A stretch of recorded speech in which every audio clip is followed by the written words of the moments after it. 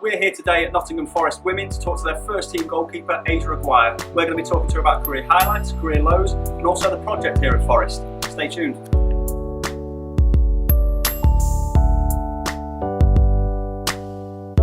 So, Aja, thank you so much for spending some time with us today. We're going to have a little chat about your career, the highlights, the lows, and also about Nottingham Forest itself as a club. Does that sound good to you? Yeah, sounds great. Let's get started then. Obviously, your Canadian nationality. I just want to have a quick chat with you. What was it like starting a chapter in your footballing career over here in the UK?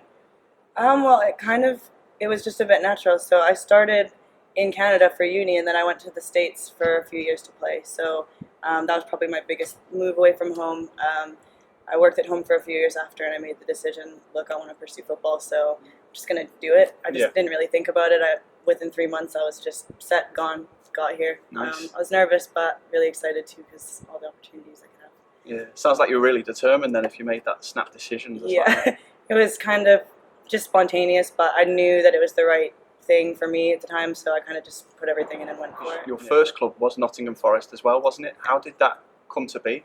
Well, so I went to the uni. I basically came originally to get a master's degree, and while I was studying, my teammate, who's a striker, she got invited to come trial. I just kind of turned up with her, so I kind of just said, you know what, we just had training with the uni, I'm gonna go and just ask if I can come train and see how it goes, like I've got nothing to lose. So I kind of just turned up, and he kind of looked at me like, all right, fine, yeah, you can train with us, but yeah, that's pretty much what happened. And I take it you impressed? Yeah, it was a good session. He had a few keepers there, and he said, well, you're lucky, we need one extra for this drill, so, you know, you can. He was kind of looking at me like, okay, fine. But, yeah, then we got invited back, so we both ended up signing a couple weeks later. So you spoke, obviously, you're a goalkeeper, you're a well-known goalkeeper at this level. What is it about goalkeeping that, you know, made you want to be in that position? Well, I started pretty young. Basically, in Canada, you can start when I was like 4. They do under 6s, but I have a late birthday, so I started a bit early.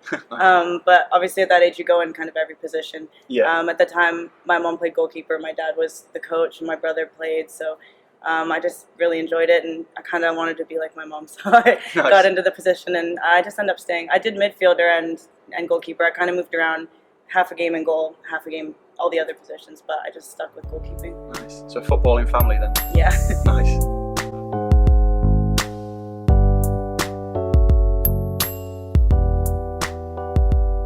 So, Aja, you're obviously still studying at university, doing your second master's, is it? Yeah. How are you balancing the juggling act between football at this level and a master's? Well, it's a bit tough, I will say. It's understatement. Yeah. Well, I work part-time too. So last year I was working part-time to full-time, about between 20 to 35 hours a week on top of that. So it's more just the football with both, obviously training with the uni, training with external, and then 2 games a week working.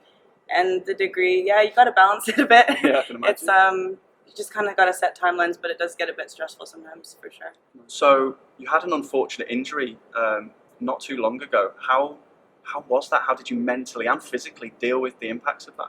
Well, so yeah, it was my first season with Forest, County Cup final. I ended up tearing my hip flexor, the rectus femoris muscle. That sounds painful. Yeah, it was. I didn't know I'd torn it. It was the last 10 minutes of the game, but I couldn't walk the next day, so I kind of went, okay, I need to go get this looked at. Steve from the club, actually, I called him, and he had given me a ride to check if my bike was still there, because I'd biked to the game. Oh, no. But bike got stolen. Oh, no. But yeah, he took me to the hospital. I got an MRI the next morning, and they said, yeah, it's fully torn.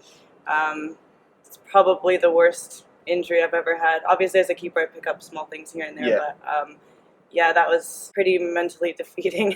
I wasn't able to lift my leg on my own for a while, and the rehab was pretty strenuous. It was definitely a mental test. Who got you through that? Because obviously you said you started to struggle, but here you are now. Yeah, I lived on the 3rd floor, so luckily I lived with guys that could lift me up the stairs. So they helped me get up the stairs every day for a bit, but I couldn't actually get myself up and down.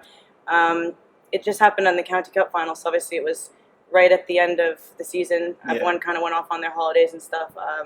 But when I came back, my teammates were really, really supportive. You know, I was ahead of schedule for recovery. I wasn't meant to run for I'm not sure how long, but I was about 2 months ahead of schedule with that and with the goalkeeping and stuff. And they helped me keep really positive because I've never really had a big injury like that. So just trying to stay positive and learning to kick again and everything, because obviously I couldn't kick properly as my kicking leg. So just having them in preseason encouraging me and stuff, that was really, really helpful. No, it's good that the club and your teammates helped you like that. What was the rehab process like? Like, how did you feel when you first started being able to kick a ball again? Like, it hurt a lot. I've never been able to not physically do something. You know what I mean? Like, at first, I just physically couldn't. Like, I couldn't put power on the ball. It was really just kind of, I was just thinking, am I ever going to be able to kick it normally again? And, the physios and stuff were just like, just keep at it and keep strengthening both sides. And eventually it got to the point where both were equal, even though I've only got one attachment there now. I've not got two. But they said that it's built up now and it's pretty equal strength. And I'm kicking basically normal again. So it took a long time. I had to do a lot of pull recovery, a lot of just very passive resistance stuff. But it was kind of like a work out of every day kind of thing.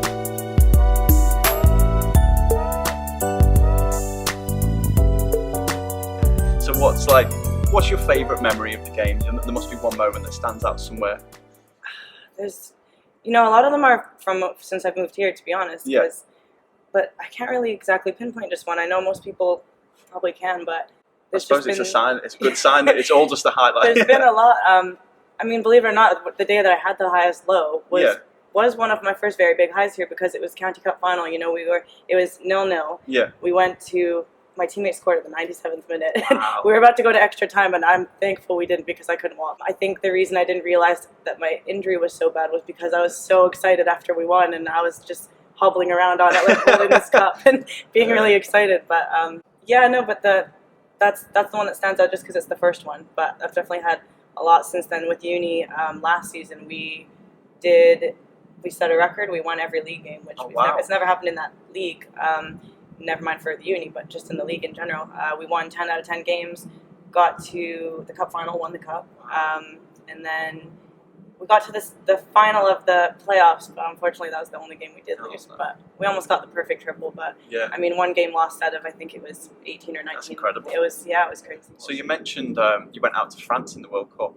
What kind of experience was that like? Do you feel like, obviously Nottingham's got great facilities and you're using it, do you feel like this is the perfect stepping stone to kind of push for international football and get recognised? I think so. I know a lot of girls that play in other parts of Europe, and like a few of my teammates from uni and stuff. And speaking to them, people message me and they're just like, "How do I get into English football?" Like it's actually something that I hear a lot. They're just like, "How do I get over there? What's the process?" And some of them are playing in really high leagues abroad.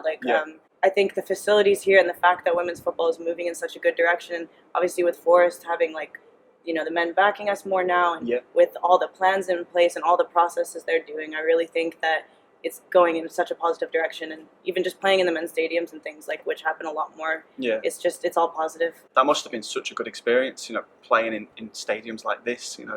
These are really intimidating, impressive venues. Like, it must be really nice to lace up your boots and walk out here. Oh yeah, for sure. It's like, look, it's like a carpet. The grass is perfect.